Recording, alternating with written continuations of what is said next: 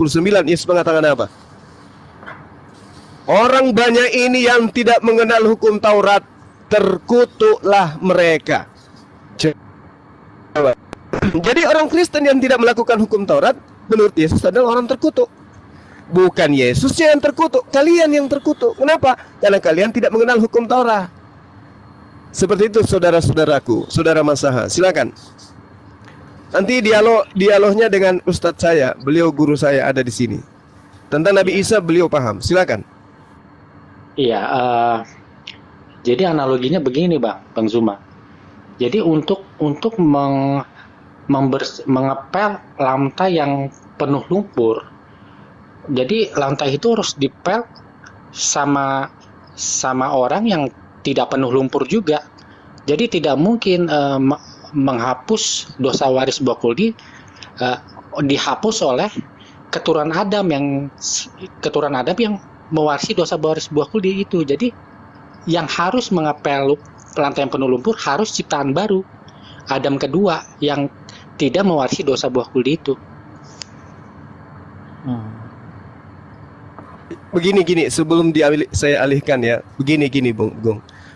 Al-Qur'anul Karim ya, jelas mengatakan dalam surah Al-Baqarah, Nabi Adam alaihissalam menerima beberapa kalimat dari Tuhan, lalu kemudian dia bertaubat dan tobatnya diterima. Ini Al-Quran, berarti tidak ada dosa.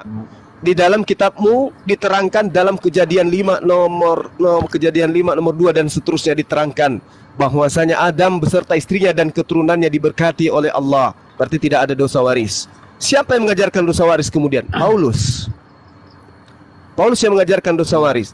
Anda baca dalam Kejadian 3 nomor 13, ya, itu yang menyebabkan dosa bukan Hawa, bukan Adam, tetapi iblis. Jadi kalau ada penebusan dosa, maka dosa iblis yang tebus, bukan dosa Adam. Kenapa? Dosa Adam dan dosa Hawa itu sudah dihapuskan oleh Tuhan. Diberkati dia. Baca Kejadian 5. Oke? Iya. Itu yang pertama. Tunggu. Itu yang pertama. Kemudian yang kedua, ketika saudara mengatakan yang pantas membersihkan lantai adalah orang yang suci, bukan kayak begitu caranya, bukan kayak gitu. Allah menurunkan aturan main kepada Nabi Musa alaihissalam agar manusia itu terselamatkan dengan cara apa? Mentaati perintah-perintah Tuhan. Baca 2 Raja-Raja 3 nomor 1. 1 Raja-Raja 3 nomor 1. Baca juga yang paling bagus Anda pahami adalah Yosua 22 nomor 5. Ulangan 11 nomor 1. Anda baca di sana. Orang diselamatkan dengan tata cara melaksanakan aturan-aturan, ketetapan-ketetapan, hukum-hukum yang Tuhan berikan kepada Nabi Musa alaihissalam. Itu bagi Bani Israel. Kemudian ketika Yesus datang, bukan untuk menebus dosa manusia dalam arti kata dia harus mati di atas tiang salib, tidak. Kalau untuk menebus dosa manusia pada masa Nabi Musa alaihissalam, Anda baca dalam Keluaran 29 nomor 14, orang-orang yang berdosa mendamaikan dosanya dengan cara mengorbankan Trinitas. Apa itu? Lembu, bagian dagingnya, kemudian kulitnya, kemudian kotorannya, 3 dalam 1 dibakar. Setelah Trinitas ini dibakar, maka dosa Bani Israel itu gugur, hilang seketika. Yang kedua, Nabi Isa alaihissalam, Yesus, ketika datang kepada Bani Israel, bagaimana cara penebusan dosa? Yesus menjelaskan dalam Matius 8 nomor 4, lakukanlah apa yang dipersembahkan oleh Musa, persembahkanlah sebagaimana apa yang dipersembahkan oleh Nabi Musa. Nabi Musa alaihissalam melakukan persembahan hewan. Nabi Musa tidak pernah mempersembahkan nyawa anak manusia. Selalu hewan dan hewan. Nah, itu cara-cara Nabi yang diperintahkan oleh Allah untuk diajarkan kepada kaumnya sebagai penebus dosa. Bagaimana dengan baginda Rasulullah Muhammad SAW? Beliau ada datang kepada manusia seluruhnya untuk mensucikan manusia. Jadi Rasulullah Muhammad SAW dari pengajarannya mensucikan manusia. Mensucikan manusia dengan cara apa? Dengan cara menjelaskan isi Al-Quran, seperti apa manusia harus berlaku di hadapan Tuhan. Mereka yang bersalah, mereka yang berdosa, mereka yang kemudian melakukan kemaksiatan. Rasulullah Muhammad SAW menjelaskan seperti apa caranya supaya mereka suci. Makanya diterangkan dalam Al-Quran surah An-Nahl ayat 44, bil bayyinati waz zubur wa anzalna ilaika dzikra litubayyana linnas ma nuzzila ilaihim. Kalau saya tidak keliru ya. Di situ diterangkan ilaihim wa la'allahum yatafakkarun. Nah, itu dia. Engkau aku utus kepada seluruh umat manusia untuk menjelaskan kepada seluruh umat manusia apa yang harus berlaku kepada mereka sesuai dengan ketetapanku. Itu terjemahannya kurang lebih seperti itu. Jadi baginda Rasulullah SAW datang untuk mensucikan manusia, dalam arti kata mensucikan dari kesyirikan, mensucikan dari dosa kecil, dosa besar. Dengan cara apa? Qul in kuntum tuhibbuna Allah fattabi'uni yuhibbukumullah wa yaghfir lakum dzunubakum wallahu ghafurur rahim. Ikuti beliau. Apa yang beliau instruksikan, apa yang beliau ajarkan, apa yang mereka pesankan, apa yang mereka perintahkan, lakukan. Atiullah wa atiur rasul. Demikian sementara, silakan. Ini jadi ceramah saya, ada ustadzku padahal.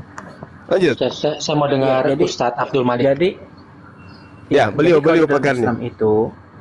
Di dalam Islam itu nggak ada kita dosa waris, karena kalau kita punya dosa ya kita bertobat. Dan Nabi Adam alaihissalam, bapak kita semua itu udah bertobat kepada Allah Subhanahu wa taala, dan Allah menerima taubatnya. Fatalaqa Adam min rabbih kalimatin fataba alaihi.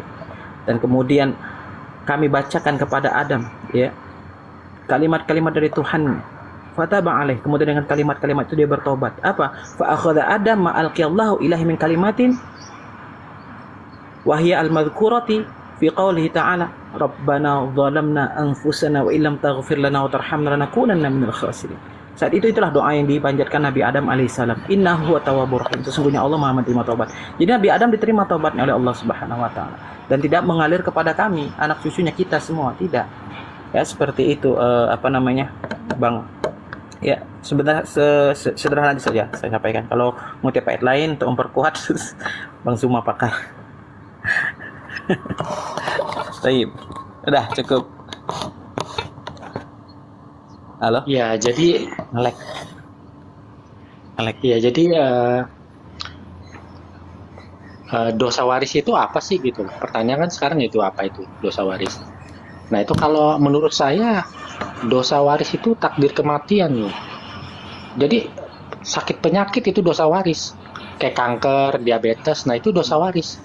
Nah dulu Tuhan memerintahkan Ibrahim menyembelih anaknya, itu sebenarnya tujuannya untuk menghapus dosa waris itu.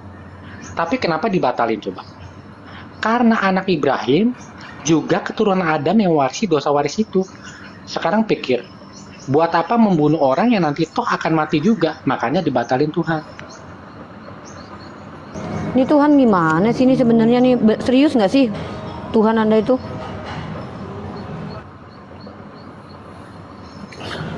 Bang, gimana Tuhan Anda itu? Gini, saudara Masaha, terkait dengan Nabi Ibrahim, Abraham, itu tidak ada hubungannya dengan dosa waris. Allah hanya ingin menguji kesabaran dan ketaatan Nabi Ibrahim alaihissalam. Tidak ada hubungannya dengan dosa waris di sana, Bung. Dan Anda harus paham, ya, Anda harus paham. Cobalah Anda sekali-kali kemudian mendengarkan nasihat Yesus. Kasihilah Tuhan dengan akal budi. Maka kita kemudian beragama itu harus selalu mengikutkan akal ini. Coba andai saja Nabi Adam alaihissalam dalam perspektif pemahaman saudara-saudara Kristen berdasarkan kitab Kejadian tidak memakan buah ilmu pengetahuan, baik dan buruk, baik dan jahat. Apa yang terjadi kira-kira dengan kita keturunannya? Saya tanya kepada saudara, apakah Anda bisa main HP? Apakah Anda bisa naik mobil? Apakah Anda bisa menggunakan listrik? Apakah Anda bisa menggunakan pakaian? Tidak. Anda akan hidup layaknya kambing. Kenapa? Adam alaihissalam tidak tahu baik dan buruk, tapi dia disertai kelamin, disertai syahwat. Kenapa? Dia makan, dia minum, tapi dia nggak tahu baik dan buruk. Tapi ada lawan jenisnya. Maka yang terjadi, beliau dan istrinya akan melakukan menurunkan keturunan semakin hari semakin banyak. Tapi apalah artinya itu semua? Keturunannya pun tidak tahu baik dan buruk. Jadi kita ini seperti apa jadinya? Ketika ada manusia tidak tahu baik dan buruk, taruhlah misalnya, mohon maaf, ada di antara kita hidup di tengah-tengah keluarga kita ada yang kekurang ada yang gila misalnya. Dia tidak tahu baik dan buruk. Gimana kehidupannya tuh? Kalau dia di sekelilingnya adalah orang-orang yang juga tidak tahu baik dan buruk, gimana kehidupan kita ini? Harusnya kalau Anda menggunakan logika, Anda berterima kasih kepada Nabi Adam alaihissalam. Karena dengan beliau makan buah ilmu pengetahuan, Anda semua orang Kristen bisa tahu baik dan buruk. Dan kalau Anda mengatakan dosa waris itu adalah menyebabkan maut, buktinya apa? Ketika Anda makan buah ilmu pengetahuan, apabila engkau makan hari ini, maka hari ini juga engkau mati. Adam makan, tidak mati dia. Hidup sampai 930 tahun malah. Lalu kemudian, ketika Yesus datang, dia datang untuk menebus dosa waris. Berarti dia datang menebus dosanya maut. Harusnya kalau itu betul adanya, begitu Yesus datang di abad pertama, mati terkutuk di atas tiang salib, setelahnya kemudian yang percaya kepada penyaliban itu tidak lagi mengalami maut. Tapi apa yang terjadi? Covid kemarin lebih banyak Kristen yang meninggal daripada orang Islam. Coba. Kan katanya dia tebus kematian, berarti kematian itu sudah nggak ada. Tapi faktanya, begitu naik ke atas, malah bermatian semua pengikutnya dibunuh oleh Paulus. Mana buktinya? Seperti misalnya nih, ada orang menggadaikan emasnya di pegadaian. Begitu ditebus, nggak ada lagi bayaran bulanan. Kan begitu? Tapi ini faktanya, Yesus datang menebus, memberikan nyawanya. Tapi faktanya masih bermatian orang-orang ini. Berarti heporia yang terjadi kemudian tentang penyaliban, dosa waris itu hanya ada di gereja. Dan hanya orang-orang yang pikun yang mau mendengarkan ocehan-ocehan seperti itu. Orang yang punya akal tak akan mau. Tak akan mau. Makanya di dalam kitab saudara, mohon maaf. 1 Korintus 4 nomor 10 diterangkan di sana, kita bodoh oleh karena Kristus. Oke? Oke ya? Oke. Silakan. Ya oke deh Bang ya. Terima kasih ya Bang.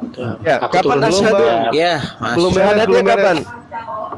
Boleh saya nambahkan? Syahadatnya Boleh saya kapan? nambahkan? Boleh. Belum Bang, belum. Belum ya. Baik. Belajar lagi ya Bang ya. Pelan-pelan. Di dalam Biar lebih ajaran kuatkan agama paten. Islam, Pak saya, di dalam ajaran agama Islam, ini dulu kita masuk ke dosa waris dulu. Salah satu supaya kita terhindar dari yang namanya dosa waris, itu kita jadi mualaf. Insya Allah kita tidak ada yang namanya dosa waris.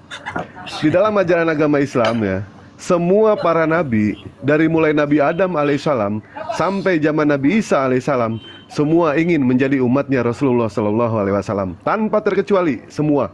Tetapi satu pun nabi tidak ada yang Allah kabulkan.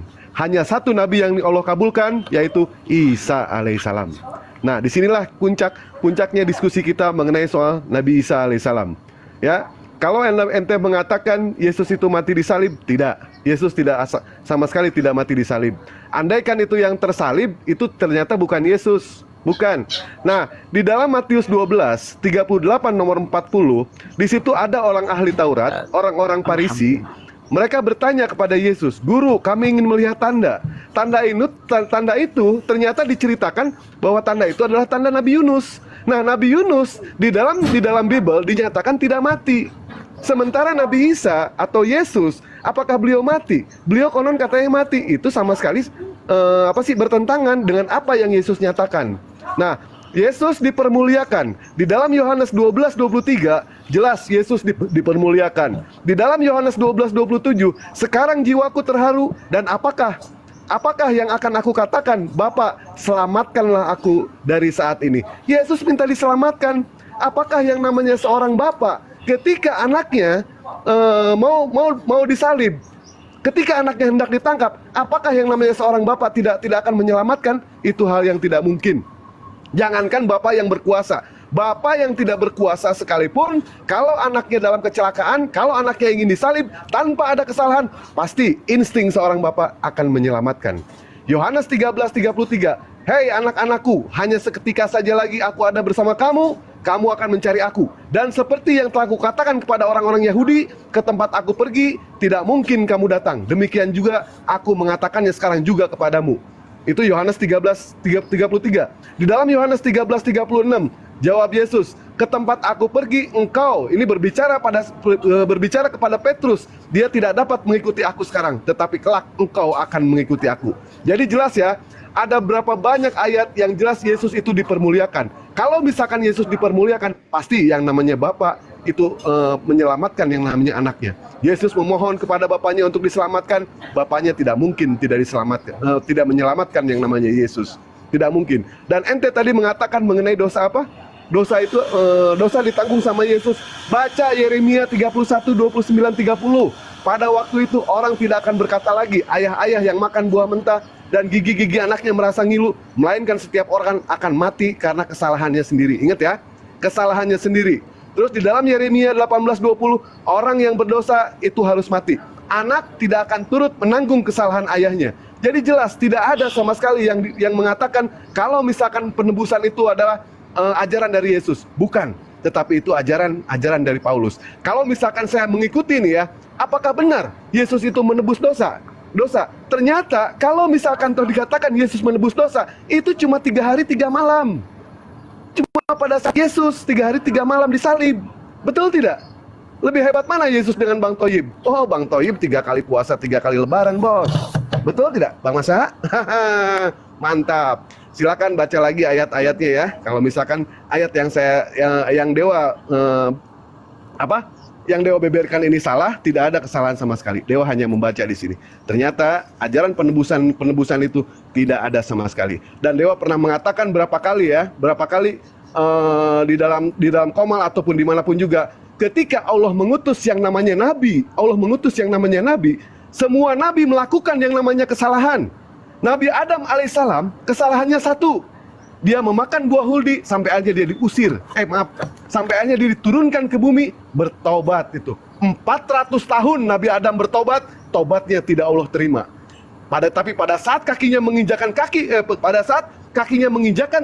ke tanah Taib, Nabi Adam tobatnya diterima dengan menyebut nama Rasulullah SAW. Ya Allah, aku tidak tahu siapa itu Muhammad. Aku tidak tahu makhluk apa itu Muhammad. Tapi aku bertobat bihaqi Muhammad, demi nama Muhammad aku bertobat. Tobatnya Allah terima dengan menyebut nama Nabi Muhammad SAW. Nabi Musa alaihissalam kesalahannya satu, dia pernah membunuh orang Mesir, sekali pukul mati. Tobatnya sampai dia menangis. Nabi Ibrahim alaihissalam kesalahannya satu, dia pernah berbohong 3 kali berbohong, dia bertobatnya sampai menangis.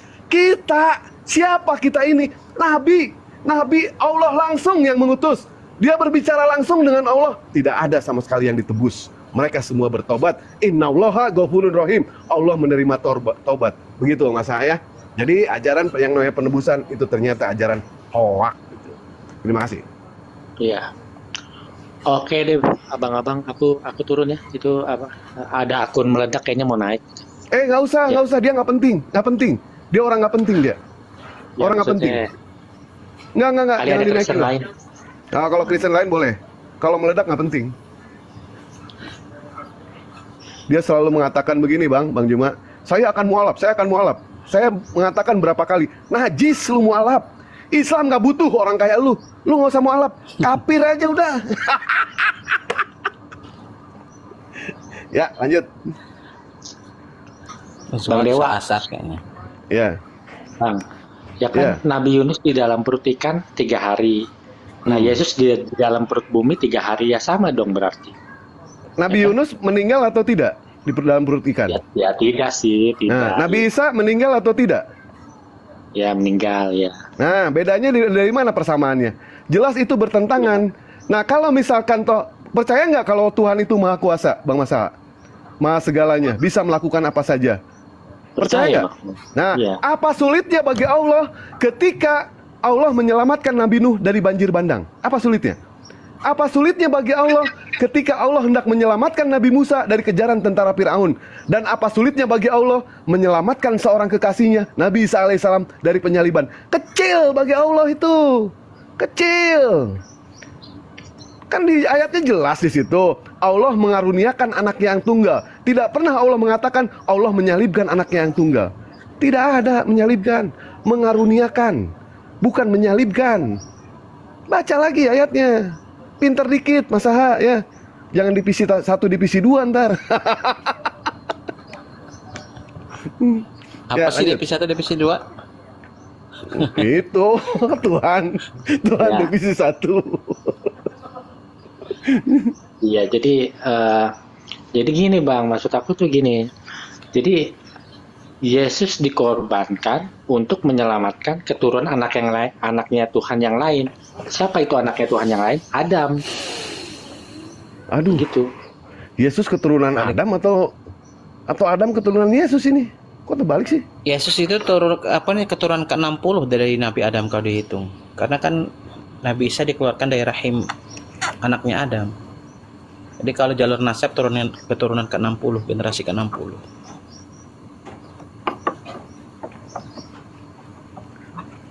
Coba silsilah Yesus, pengen tahu coba. Masa tahu silsilah Yesus?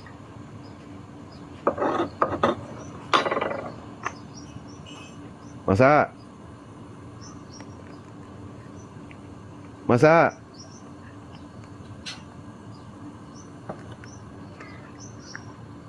Masa? Coba silsilah Yesus. Pengen tahu.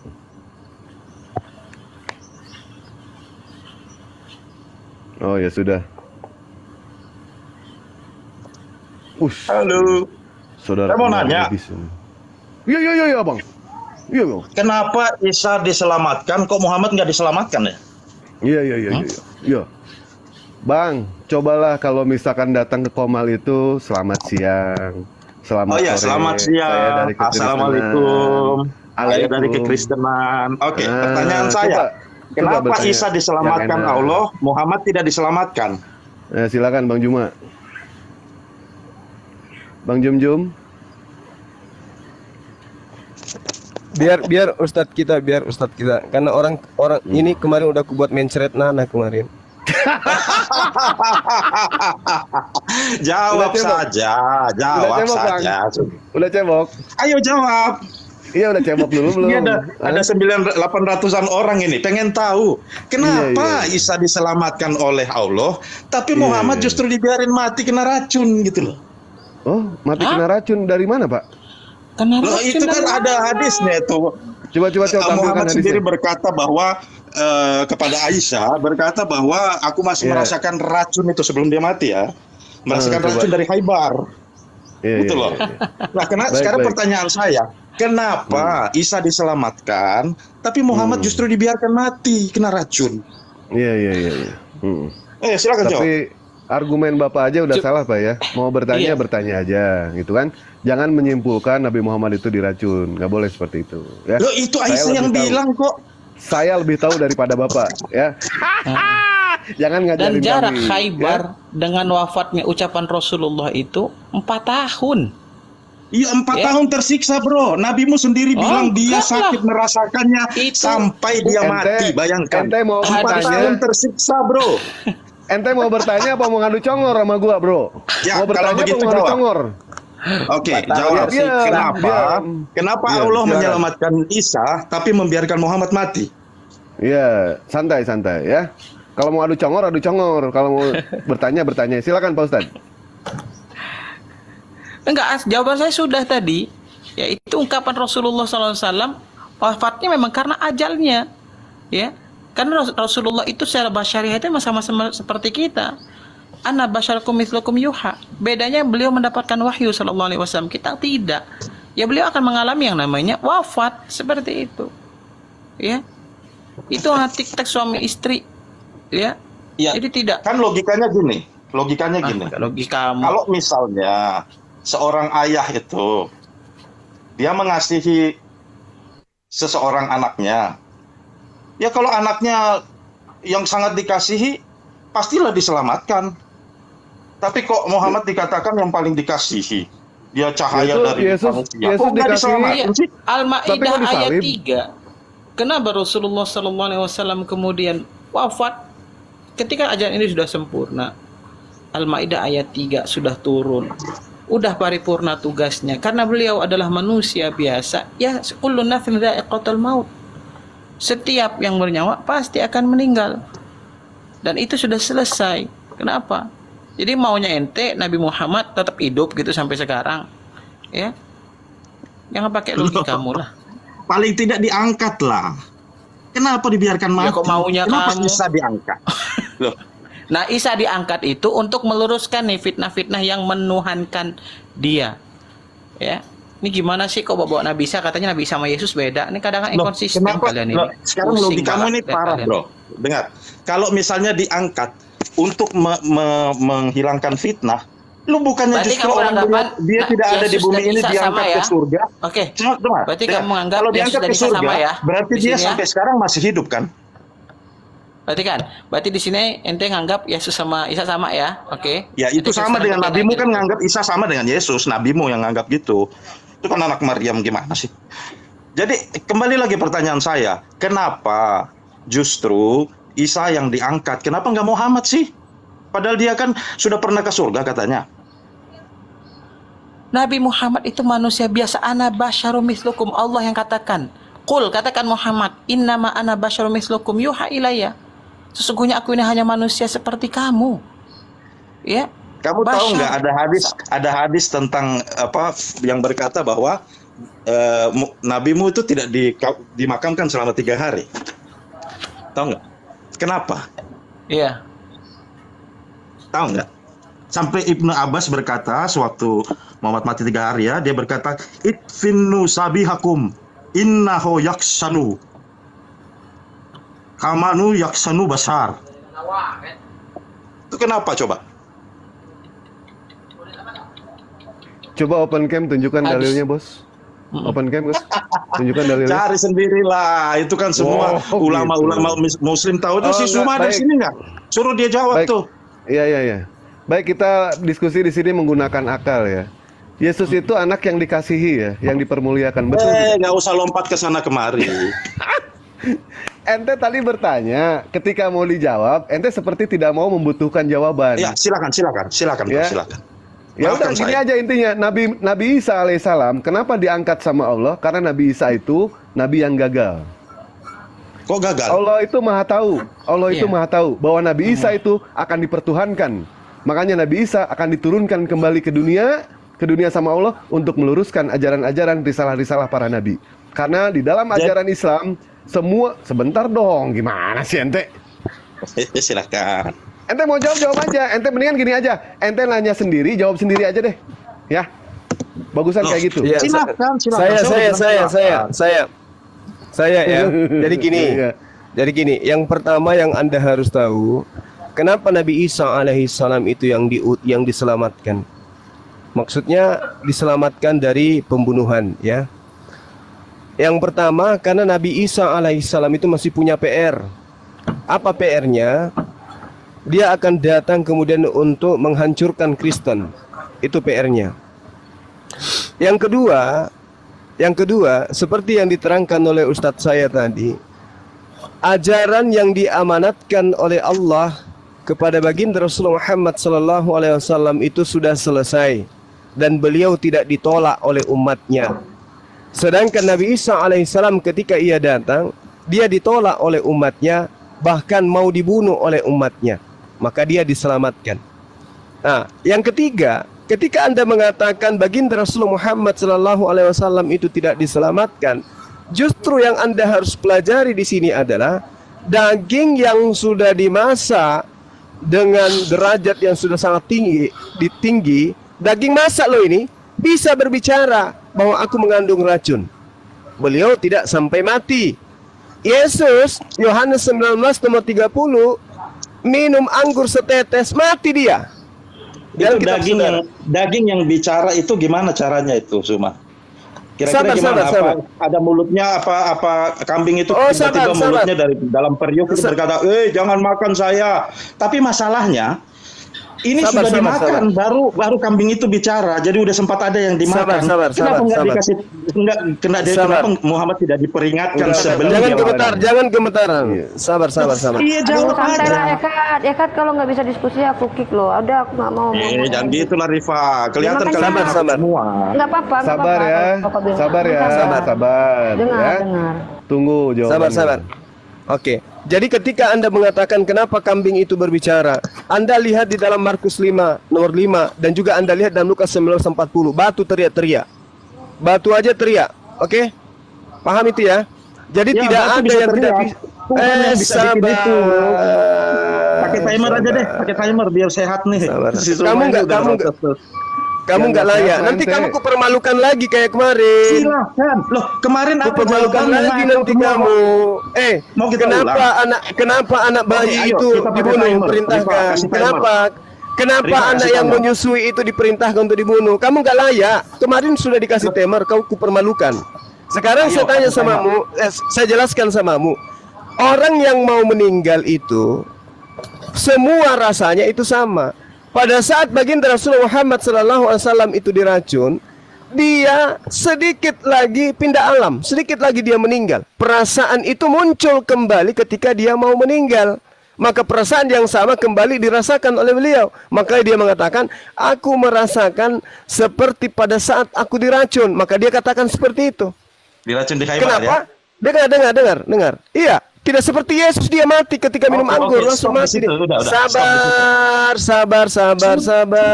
Kamu yang bertanya.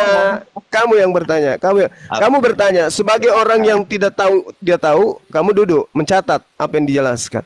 Jadi ketika Nabi Muhammad SAW mau meninggal, detik-detik meninggal, dia merasakan kembali saat-saat dia merasakan seperti ingin meninggal pada saat diracun itu.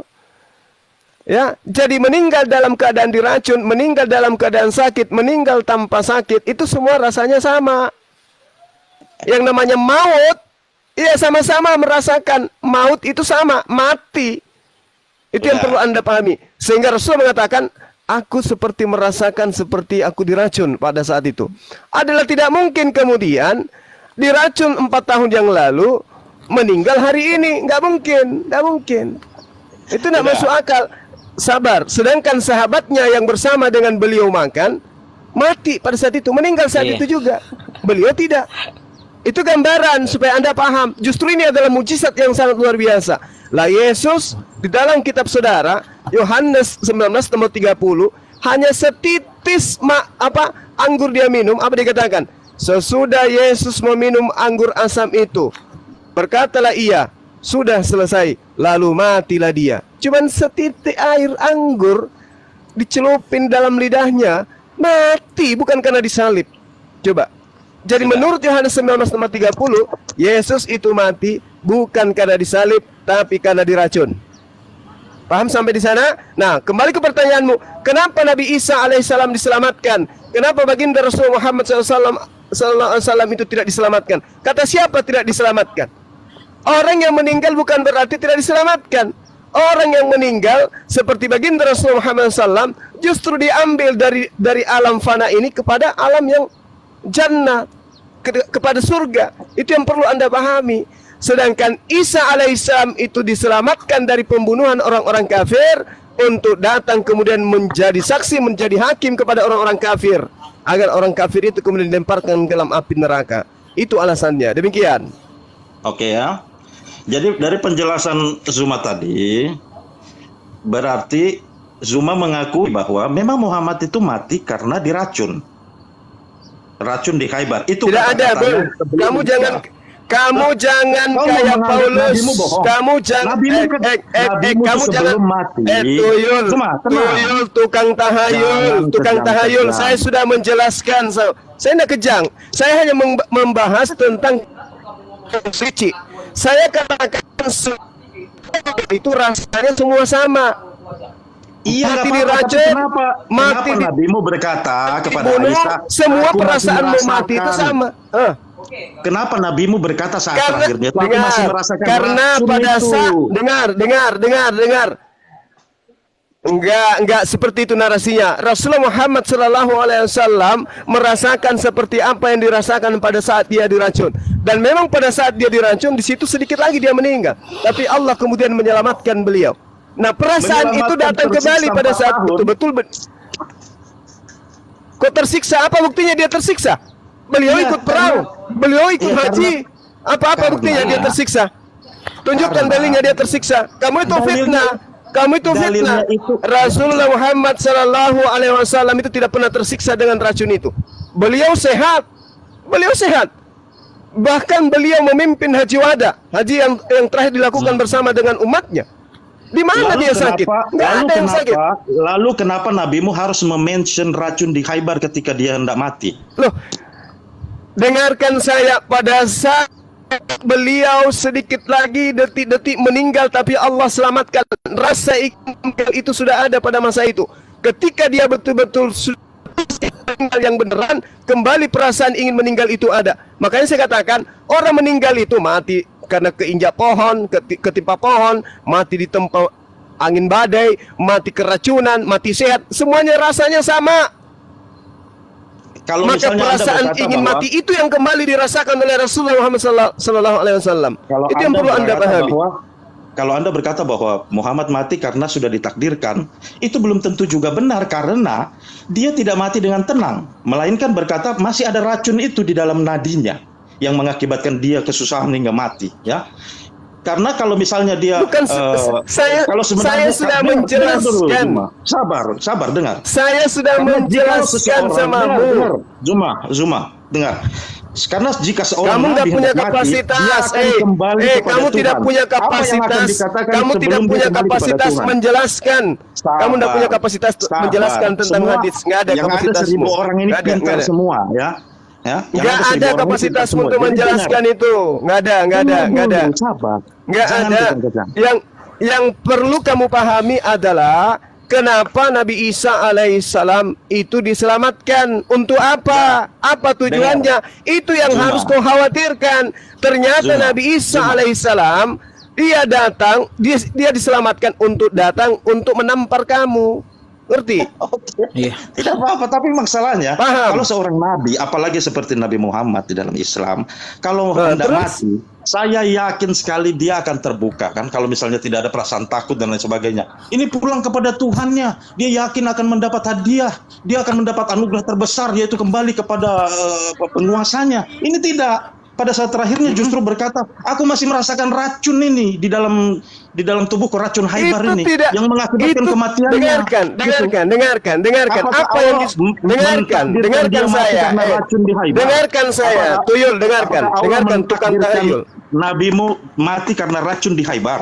Dengarkan Ini- saya,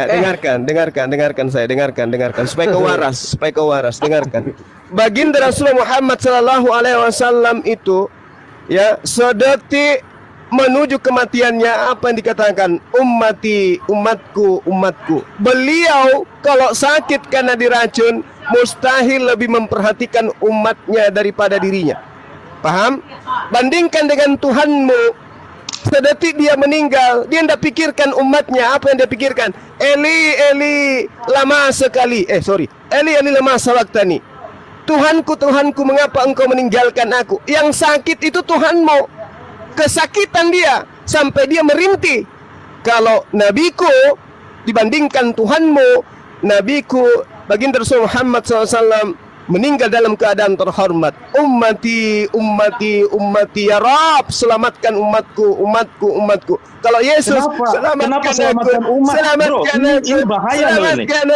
selamatkan Kalau aku. selamatkan umat, Tuhan ya minta berarti diselamatkan. Tuhan minta Nabi diselamatkan. Apakah Nabi Anda yakin bahwa umatnya tidak bisa diselamatkan? Kok Anda bertanya seperti itu? Kenapa Ini larinya ke bentuk kasih sana? sayang Ini Rasulullah cerminan kepada kasih kami. sayang. Dengar. Dengar. Tidak. Lanjut Ustaz, lanjut. Apa yang keluar dari mulut Nabi Muhammad itu diilhamkan juga oleh Allah. Itu Anda percayai gitu loh. Jadi Itu apa yang bentuk keluar kasih dari sayang mulutnya berarti Rasulullah kepada kami umatnya. apakah Ya, nabimu beliau berkata memanggil kami sembarangan? umatku Apakah itu bukan Rasulullah ilham dari mengatakan kami Tuhan, ya? adalah bagian dari saudaranya. Ya, apakah itu bukan ini hikmat dari Tuhan?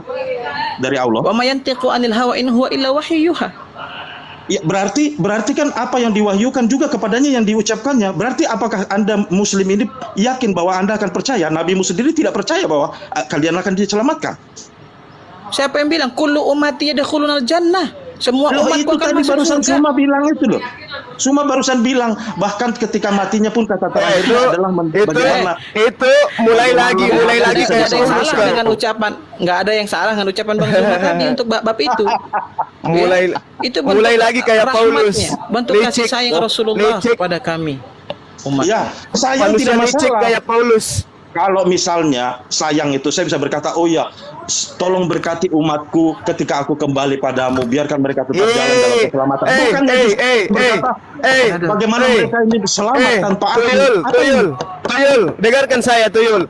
Rasulullah justru mengatakan apa? Jaminlah aku 6 perkara, maka aku jamin kamu surga.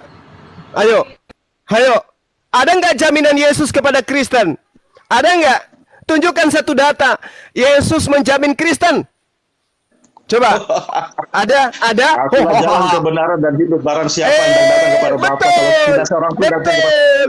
Betul. Yang saya minta adalah jaminan Yesus kepada Kristen penyembahnya. Ada. Pemakan babi yang tidak bersunat ini ada. Ada jaminannya? Kami adalah jaminannya? Nah, masalahnya kamu bukan pengikut. Kamu bukan pengikut. Kamu bukan pengikut. Bagaimana dengan umat yang ditinggalkan ini? Gimana nih? Nabimu sendiri tidak bisa menjamin kalian. Kamu bukan pengikut, kamu Tuhan. Tadi sudah saya dibilang tadi. Ucapan Nabi saya, kullu ummati yadkhulunal jannah. Semua umatku akan masuk surga illa man aba. Jadi kata terakhir tadi yang diucapkan nabimu itu apa? Itu wujud kasih sayang, Tuyul, tukang tahayul. Iya. Kau coba boleh kasih sayang, dengarkan. Sebelum meninggal dunia saja masih memperhatikan umatnya. Masih dengarkan saya. Enggak apa-apa. Ini bukan perhatian, ini perhatian atau ketakutan. Lah, nenekmu kiper emang Yesus. Silakan emang diulang kata-katamu. Emang Yesus. Ulangi kata-katamu. Baginda Rasulullah Muhammad sallallahu alaihi wasallam meminta kepada Allah untuk memspesialiskan umatnya. Ummati. Bayangkan itu. Nah sekarang mana seruan Yesus ketika dia mau meninggal? Allahku, Tuhanku, mengapa engkau tinggalkan aku? Lebih terhormat kematian Stefanus. Apa yang dikatakan Stefanus ketika dia mau meninggal? Dia teriak juga sama seperti Yesus. Tapi muatan teriakan Stefanus, Tuhan, jangan kau tangguhkan dosa kepada mereka, sebab mereka tidak tahu apa-apa. Stefanus itu tuh. Stefanus berkata kepada Tuhan Yesus, Tuhan, nggak mungkin. Kenapa? Yesus sendiri teriak, Eli, Tuhanku, mengapa engkau meninggalkan aku? Datang kau mengatakan Tuhan itu adalah Yesus. Itu namanya nenekmu kiper. Yesus yang minta tolong, kau katakan dia Tuhan. Yesus aja teriak, Tuhan, kenapa kau tinggalkan aku, Tuhan? Stefanus, Tuhan, jangan kau tangguhkan dosa ini kepada mereka. Maka matilah Stefanus. Stefanus lebih terhormat. Yesus ngemis-ngemis dia mau diselamatkan. Tuhan kok kayak gini. Ya itu kan pandanganmu, tapi kan masalahnya ini bukan pandangan saya. Ini kitabmu yang mengatakan sabar Suma. Kalau berhadapan dengan saya nih Rifa, si Suma ini suka kejang-kejang, nggak tahu kenapa, nggak bisa tertib. Padahal santai aja. Karena kamu itu penyesat, kamu itu tukang framing, kau itu penyesat, kamu itu mengikuti pola hidup Paulus. Kok bagaimana penyesatnya kan cuma mengatakannya sesuai dengan logika loh. Oke, begini. Sabar Suma, tidak usah kejang-kejang, santai. Bukankah Ustaz saya sudah menjelaskan setiap umatku itu masuk surga. Bahkan saya menambahkan, aku menjamin engkau surga apabila engkau menjamin aku 6 perkara. Rasulullah Muhammad SAW menjamin surga. Sekarang mana jaminan Yesus kepada penyembah-penyembahnya? Ada. Akulah jalan, akulah kebenaran, akulah hidup. Itu bukan jaminan, Tuyul. Yang saya minta jaminannya. Layaknya Rasulullah Muhammad SAW menjamin. Baca Al-Quran surah Al-Mu'minun ayat 9, 10, 11. Jelas sekali orang yang sholat, orang yang berpuasa, orang yang zakat, mereka lah yang mewarisi surga Firdaus dan mereka kekal di dalamnya. Mana coba tunjukkan ke saya. Dengarkan. Mana jaminannya Yesus kepada penyembah-penyembahnya? Jaminan surganya Yesus kepada Kristen mana? Tunjukkan ke saya. Mana dalilnya? Nabimu sendiri jawab aja.